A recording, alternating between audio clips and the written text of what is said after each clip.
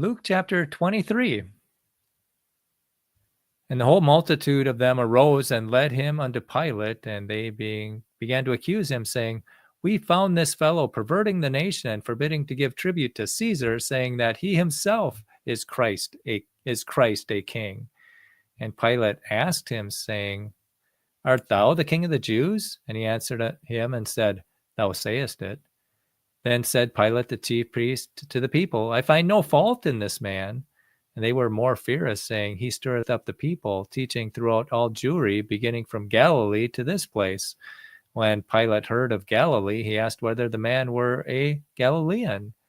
And as soon as he knew that he belonged unto Herod's jurisdiction, he sent him to Herod, who himself also was at Jerusalem at this time. And when Herod saw Jesus, he was exceeding glad, for he was desirous to see him of a long season, because he had heard many things of him, and he hoped to have seen some miracle done by him. Then he questioned with him in many words, but he answered him nothing. And the chief priests and the scribes stood and vehemently accused him. And Herod, with his men of war, set him at naught and mocked him and arrayed him in a gorgeous robe and sent him again to Pilate. And the same day Pilate and Herod were made friends together, for before they were at enmity between themselves.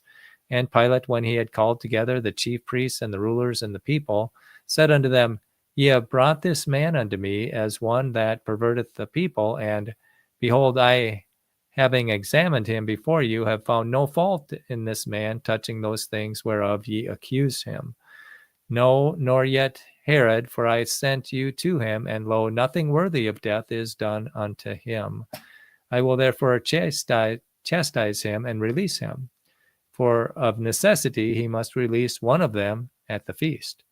And they cried out all at once, saying, Away with this man, and release unto us Barabbas, who for a certain sedition made in the city, and for murder was cast into prison.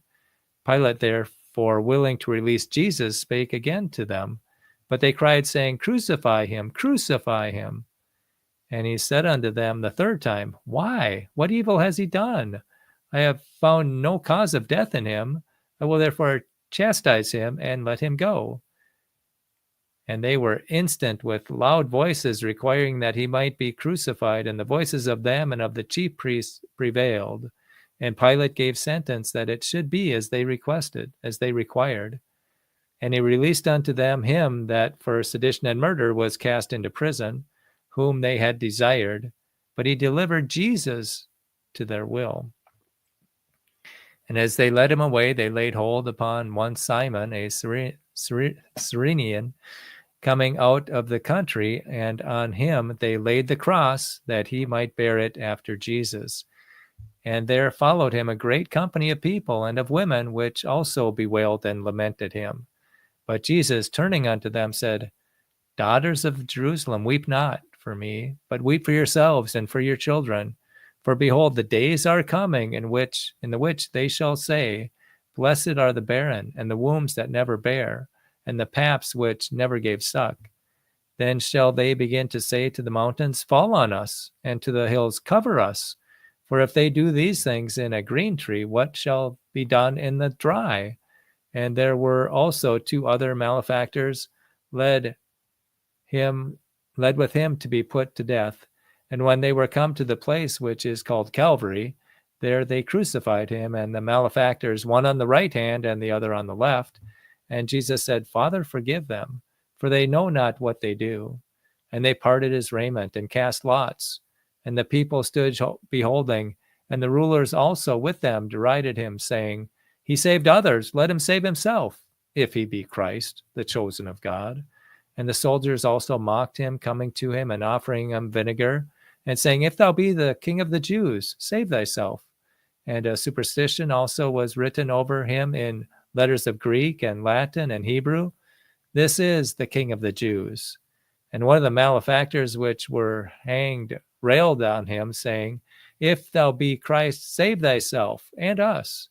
But the other, answering, rebuked him, saying, Dost not thou fear God, seeing thou art in the same condemnation?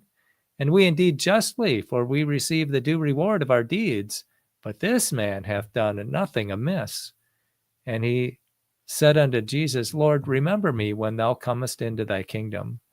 And Jesus said unto him, Verily I say unto thee, today shalt thou be with me in paradise. And it was about the 6th hour, and there was darkness over all the earth until the 9th hour. And the sun was darkened, and the veil of the temple was rent in the midst. And when Jesus had cried with a loud voice, he said, Father, unto thy hands I commend my spirit. And having said thus, he gave up the ghost. And when the centurion saw what was done, he glorified God, saying, Certainly this was a righteous man. And all the people that came together to that sight, beholding the things which were done, smote their breasts and returned. And all his acquaintance and the women that followed him from Galilee stood afar off, beholding these things. And behold, there was a man named Joseph, a counselor, and he was a good man and a just. The same had not consented to the counsel and deed of them. He was of Arimathea, the city of the Jews, who also himself waited for the kingdom of God. This man went to Pilate and begged the body of Jesus, and took it down and wrapped it in linen and laid it in a sepulchre that was hewn in stone, wherein never man before was laid. And the day was the preparation, and the Sabbath drew on. And the women also which came with him from Galilee followed after, and beheld the sepulchre, and how his body was laid. And they returned and prepared spices in ointments, and rested the Sabbath day according to the commandment. Luke chapter 23.